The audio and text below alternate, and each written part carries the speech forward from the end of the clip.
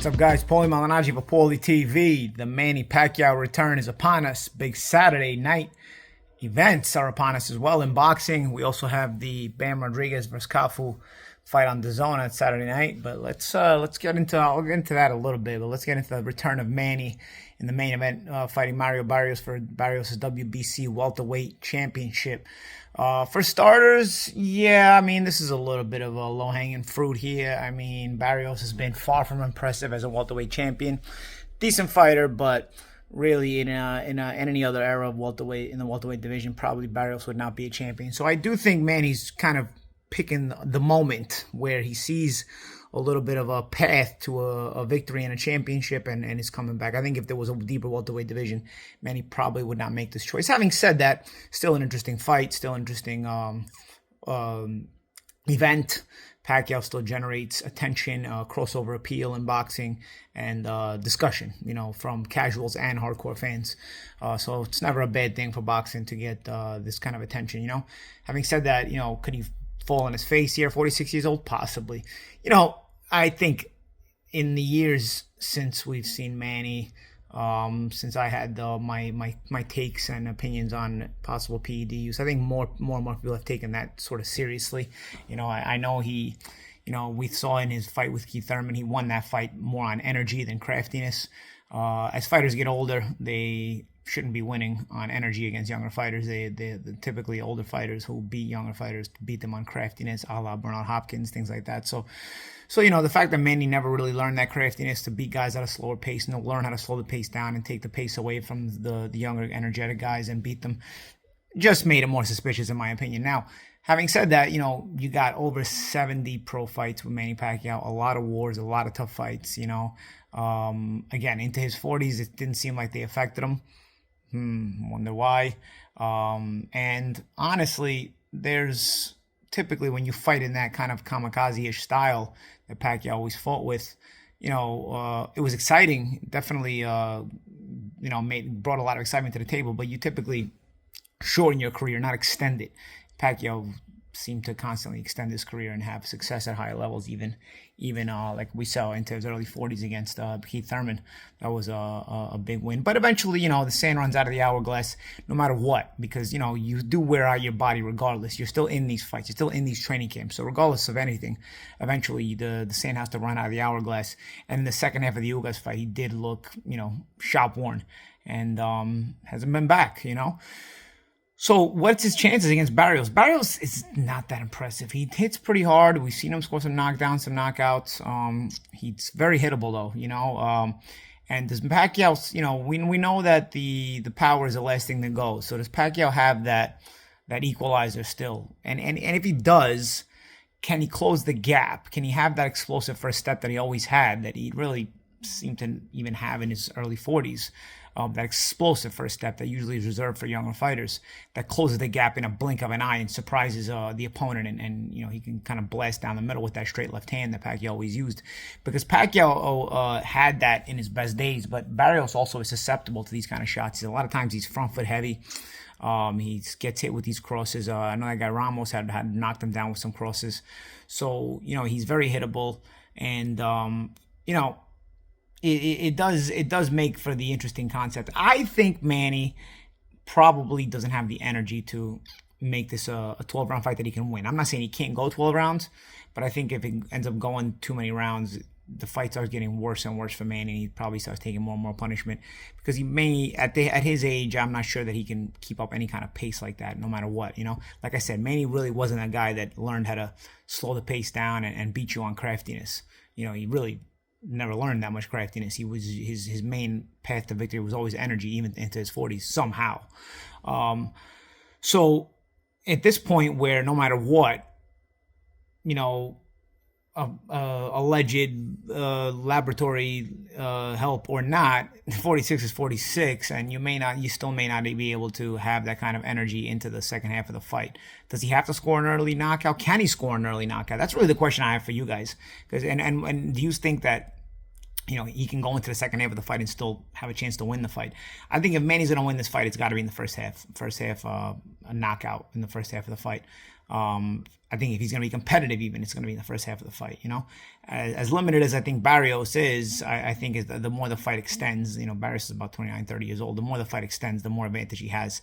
But again, Barrios is very hittable, so even a slowed down Manny Pacquiao may be able to hit him. And then what happens if he lands that power? Could we see, even at this point, I think even if Manny scores a knockdown and loses the fight, I think it's a moral victory and he keeps his name a little bit relevant, right? According to whatever he wants to do after this fight. Obviously, if he wins a welterweight title, he probably would continue. But even if he loses, let's say in a competitive fight, maybe he still continues, Barrios is pretty heavily favored, but I do think there's that small path to victory for Manny in the early part of the fight.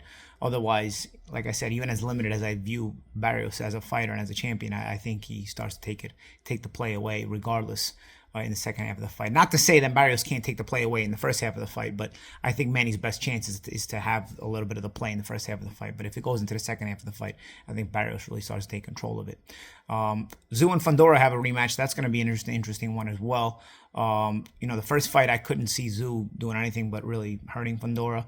Then that cut happened, and the blood, and the doctor never stopping the fight, and I thought it affected Tszyu's vision. And although he gutted it out and went the distance, and Fundora showed a pretty good jab in the fight, I thought that was mainly because Tszyu couldn't see. So therefore, even Fundora's limited jab, non-creative jab, still was a good enough jab to get him through, and he boxed well. And you got to give Fundora credit; he's still a difficult guy to deal with. Towering Inferno, regardless, he's hittable, but he's always a difficult guy to deal with. Has good power.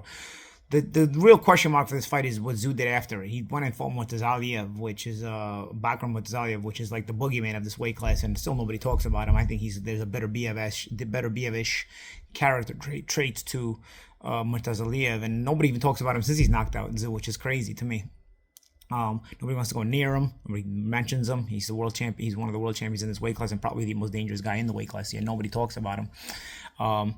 At 100, I wouldn't say the most dangerous guy, because let's face it, I take that back. You got Virgil Ortiz in this weight class. You got Bochuk in this weight class. There are some good fighters. And of course, I'm not going to say Crawford, because Crawford probably ends up retiring after the Canelo fight. But yeah, there's a good fighters. But Murtazaliev is definitely a boogeyman in the weight class. But regardless, Tszyu's only been back in the Joey Spencer fight, and the Joey Spencer, probably a pretty limited guy, there to sort of beat him and get your confidence back. But how much confidence is there? Because there a PTSD aspect to Tszyu being stopped by Murtazaliev, because he was stopped badly, dropped multiple times. And does he have that, does that stay with you? And that's another thing to ask you guys too in the comment section. Does that stay with you? Because I think with some fighters it stays with them, and with some fighters, they get over it a little bit better. Because ultimately, Fundora still does have that power. So it brings a little bit of a different aspect into the fight. While in the first fight, I thought Tszyu would win it easily, and I thought he was on his way to winning it easily until the cut. In this fight, I'm not quite so sure. I think I still favor Tszyu, and I think the odds makers do favor Tszyu. But I think now, there's a lot more to think about. There's also a more confident Fundora.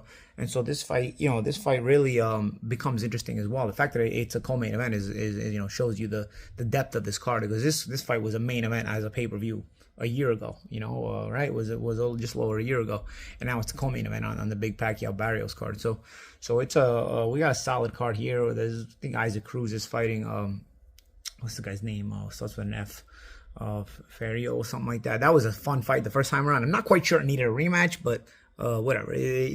I'll take the entertainment value of Rock'em Sock'em, and those two guys going head to head, and fighting each other on that card as well.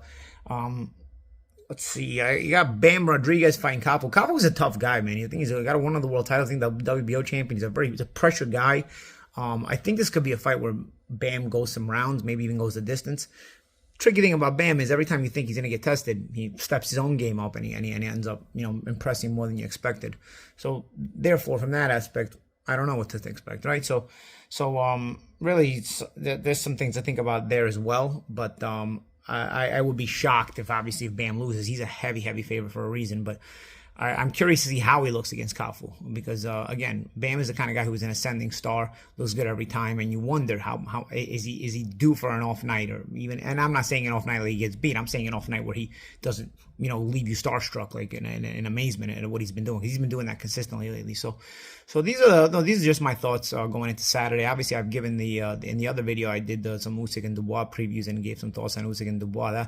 Just a big boxing weekend coming up on Saturday, and it'll be fun, man. So I'll be watching Hope you guys enjoy the shows as well. And, I'm doing a post-fight breakdown on ProBox TV. So I'll make my post-fight videos for Paulie TV after I do the live post-fight breakdown on ProBox TV. So if you guys want to watch a live post-fight breakdown on ProBox TV with my co-hosts Jimmy Smith and Chris Algieri, you guys are more than welcome. Or even, I think maybe the co-host will be Ricardo Celis this week. Jimmy's on vacation.